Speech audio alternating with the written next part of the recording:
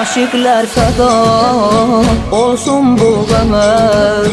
Qara köynəyə, qara pərçəmə, gəldi matəmə, şahə məşrəyə. Dünya səsləyir, ləbbənkə Hüseyin, ləbbənkə Hüseyin.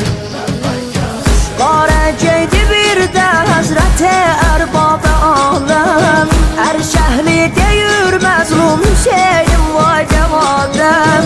Zihətcən qutardı başdan urmah-ı Muhərrəm, aldı aləmi Molanın qəmi.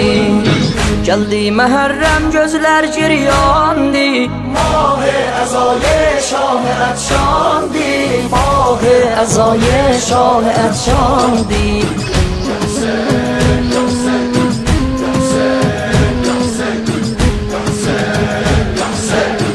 Pərçəmlər əsür, dünya ağlayır, cənnətdə xanım Zəhra ağlayır. Səslür can Hüseyin, qusli qar Hüseyin, düşdüm məqdələ sənətcan Hüseyin, sənətcan Hüseyin. Məqdəldə başın üstündə sinə dağlayırdım, alnın yarəsindən hey öpüb hey ağlayırdım. Cənnətdir məsilə yarıvi mən bağlayırdım. Ətşanım Hüseyin, qurbanım Hüseyin.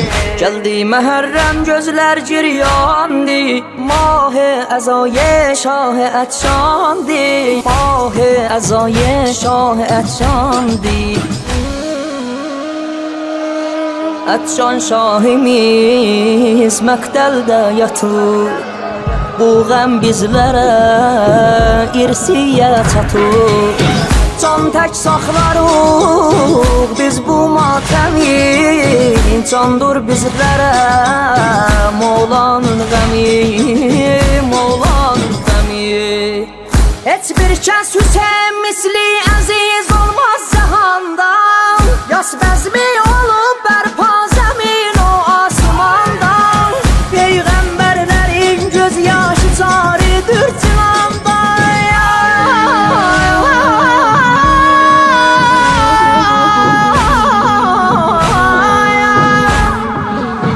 Şah-ı məşrəqin can məzlum Hüseyin.